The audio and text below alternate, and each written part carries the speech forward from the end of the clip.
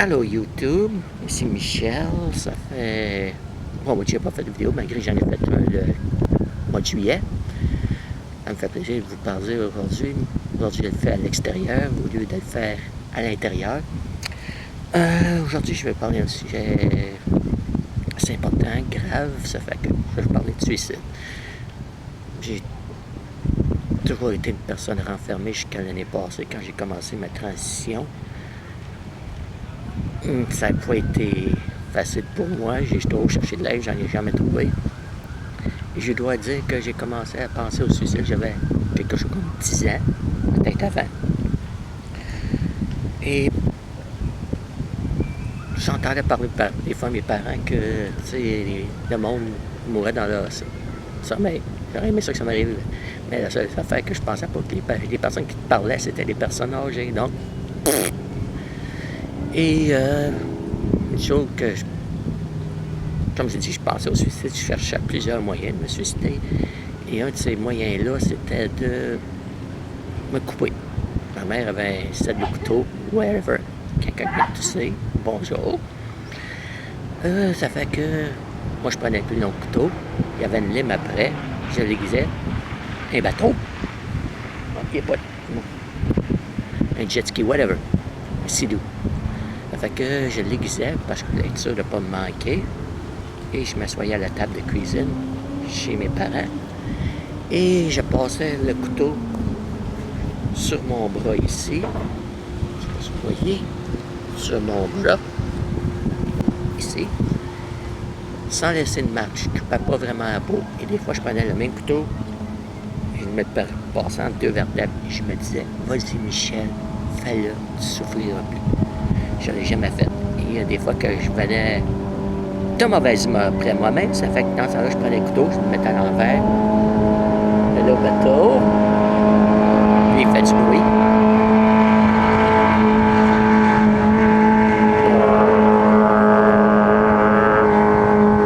Mon sens de l'humour. Je le mettais en l'envers et je faisais des belles marques rouges. Il n'y a personne qui le disait, qui remarquait ces marques rouges. Comme je dis, j'étais une personne renfermée.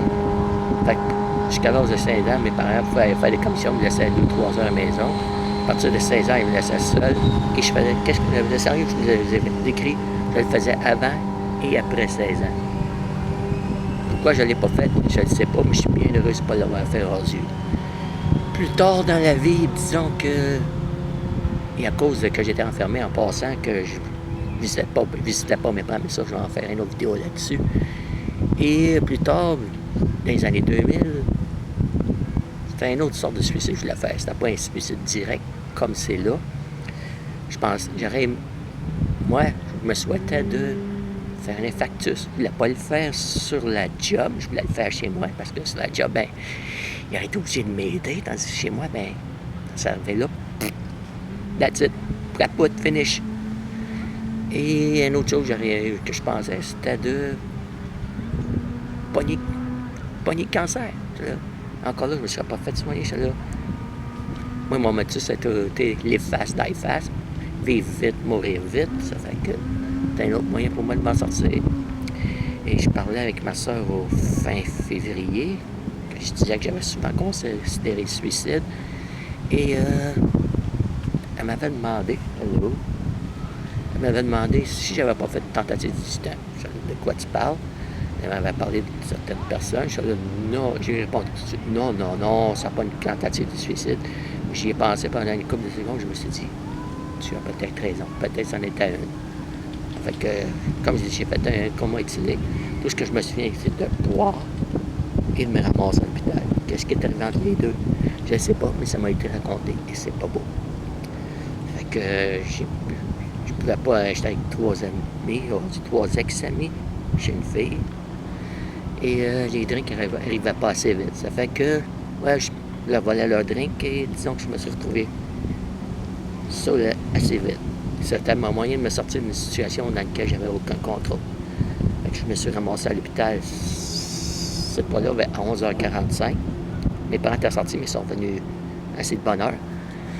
Et ils m'ont pompé l'estomac à l'hôpital. Je leur parlais en anglais, je leur disais de me laisser faire. et je me débattais. Ils m'ont attaché, m'ont pompé l'estomac. Pareil, j'avais pas mal d'alcool dans l'estomac. Qu'est-ce que aussi? Je sais pas si c'est avant de me pomper l'estomac ou après. On m'a dit que... ils avaient dit à mes parents, ils m'avaient mis sur un respirateur ou un appareil pour vérifier ma respiration. Ils ont dit à mes parents que si ma respiration descendait d'en bas à un tel niveau, que je passerais pas au travers. Et une autre chose, c'est qu'ils ont dit à mes parents, si je serais 15 minutes plus tard, donc à minuit, je ne serais plus là. C'était en juin 1982, j'avais 18 ans. Aujourd'hui, je suis content de ne pas être suicidé. Ça fait 1 an que j'ai plus de pensée suicidaire. Je suis harmoné depuis le 24 juillet 2014. On est le 8 août 2015 et ça va bien. Si vous avez des problèmes, si c'était whatever, moi j'ai eu des problèmes, je ne savais pas qui consulter, j'ai essayé de consulter un peu. Trouvez de l'aide, faites quelque chose. Trouvez de l'aide. Vous ne pouvez pas laisser tomber. Il y a beaucoup de personnes qui se suicident dans la communauté trans parce qu'ils sont laissés tomber par leur famille ou leurs amis. Moi, tous mes amis, excepté un, m'a laissé tomber. Ma famille est encore là, je suis content de l'avoir. Et j'ai la communauté trans qui est avec moi aussi. Je vous aime tous. Merci, bye bye. Bye bye.